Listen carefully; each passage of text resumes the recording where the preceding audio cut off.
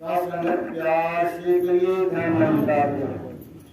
सत्संगति बहुत पहले किताबों में बंदना आता था, जो सबसे शुरुआती में था, पहले तक और पढ़ाया जाता था। अध्यापक पढ़ाता विद्यार्थी लोग बाद में समझ पाता था, न तो बच्चे समझ पाते।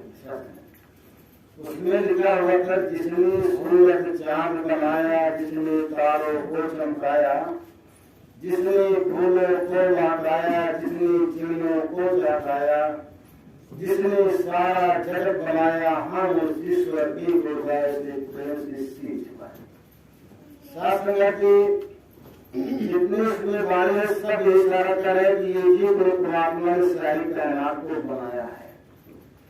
लेकिन न तो अध्यापक बता पाता था, न तो हम सब समझ पाते थे, क्योंकि शास्त्र जो भी माया में फंसा हुआ था और देवी देवताओं की पूजा करता है, करता था, कहीं मंदिरों में, कहीं मस्जिदों में, कहीं गिरजा गुरुद्वारों में, कहीं कपड़ा खाने में, कहीं मंदिर शमशानों में जाता था, इसलिए समझा नहीं पाता था।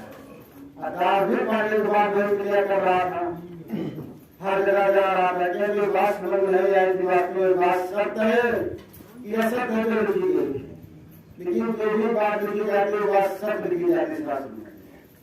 ये बात इंसान को कब समझ में आएगी, जब इंसान सत्संग करने लगता हो।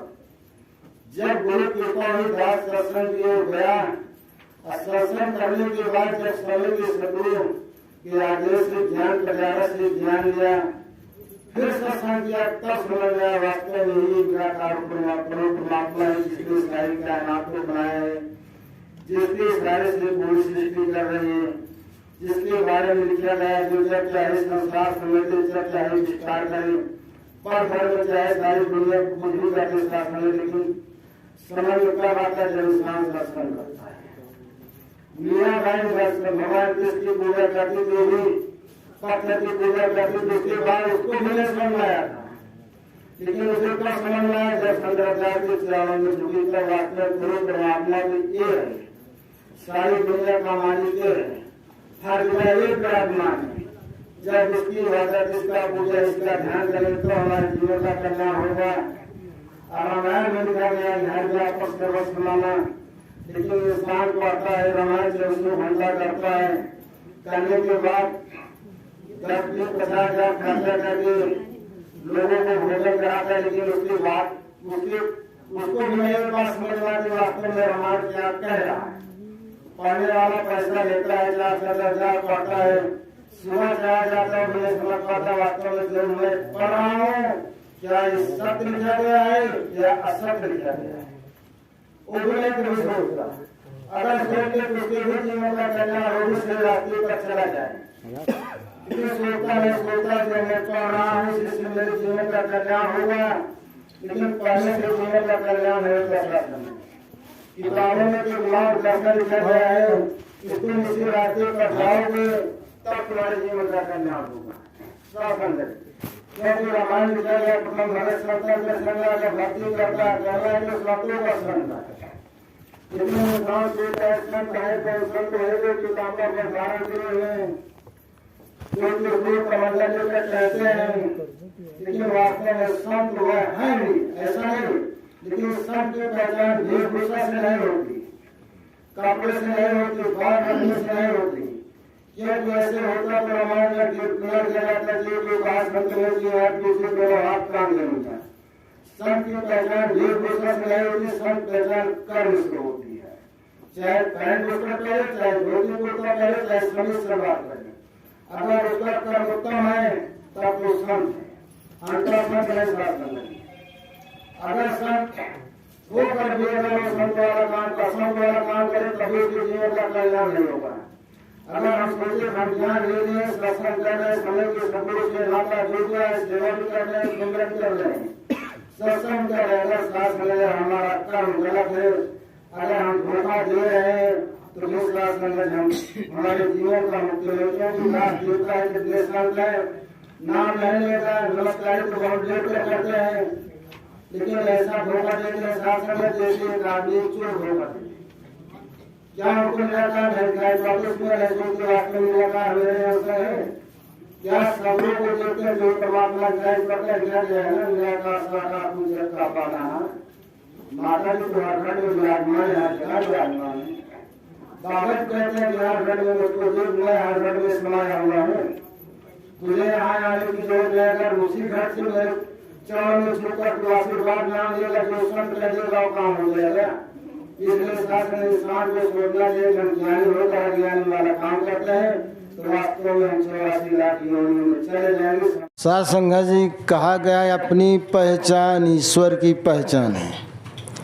साध संगत जो इंसान अपने आप को न पहचान सका मैं कौन हूँ कहाँ से आया हूँ मेरा काम क्या है मैं क्या कर रहा हूँ वो परमात्मा को नहीं पहचान सकता साध संगत जी। क्योंकि जब अपने आप को पहचान लेगा कि मैं परमात्मा का अंश हूँ मुझे ईश्वर की भक्ति करने के लिए मानव जन्म मिला है तब ईश्वर को पहचान जाएगा। वो सारे कर्मों को छोड़कर सिर्फ ईश्वर की शरण में जाएगा और ईश्वर की भक्ति किसी और किसी की भक्ति नहीं करेगा। साध संगत जी इसी पे कहानी साध संगत जी गडरिया था और भेड़ी चराता था और एक दिन भेड़ी चराते चराते वो जंगल में चला गया और उसी रात शायद वह शेरनी आई हुई थी। शेरनी उसी झाड़ी के पास बच्चा कर दिया था। अब बच्चा देकर शेरनी वहाँ से चली गई थी और जब गडरिया पहुँचा देखा तो शेरनी के बच्चे को गडरिया ने उठा लिया और लाया अपनी भेड़ियों को अंदर डाल दिया और भेड़िया का दूध पिलाता भेड़ी का और उसी में चराता। धीरे धीरे शेर घास को खाने लगा और भेड़ी के साथ पलने लगा और शेर बड़ा हो गया काफ़ी। जो काम भेड़ी करती वही काम शेर करने लगा। अपनी पहचान भूल गया कि मैं एक शेर हूँ मेरा शिकार एक भेड़ी है। भेड़ी के साथ रहने लगा। एक दिन फिर गडरिया भेड़ी को चराते चराते जंगल से काफ़ी दूर चला गया और पहाड़ की टीली पर एक शेर था। शेर की निगाह उस शेर के ऊपर पड़ गई। या ये तो शेर है जब मैं हूँ वही ये है और भेड़ी के साथ चल रहा है जो कि भेड़ी शिकार मेरा है। क्या बात है क्या है अपने आप को भूल गया कि मैं कौन हूँ। और वहाँ से शेर झपटा और गडरिया की निगाह शेर के ऊपर पड़ गई। गडरिया भागना चाहा लेकिन शेर दौड़ते दौड़ते आया और इसी शेर को पकड़ लिया। तुरंत शेर के बच्चे को पकड़कर एक तालाब पास ले जाता है और कहता देख जो मैं हूँ वही तू है। तो उसने देखा कहन हाँ मैं तो वही हूँ जैसे तू वैसे मैं हूँ और जैसे मैं दहाड़ रहा हूँ वैसे तू दहाड़।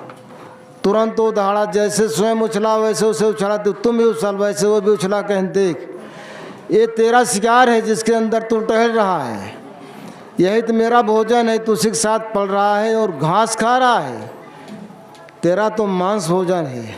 साध संगत के उसी तरीक़ा से इंसान अपने आप को भूल गया है। अनेके देवी देवताओं में लिप्त हो गया जो कि देवी देवता स्वयं सलाम करते हैं। जिस रास्ते से संत महात्मा जाते हैं देवी देवता झुक जाते हैं कहते हो मेरा भाग धन है जो आज इस रास्ते से संत महात्मा जा रहे हैं।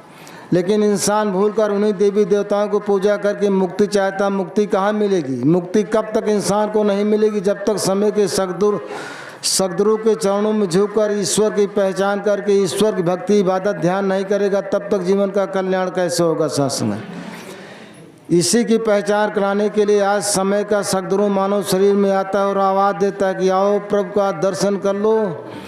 कह दो सब इंसानों से सद्गुरु क्षण में मानव कर दे मेरे सब हैवानों को। साथ संगत प्यार से कहिए धन्यवाद।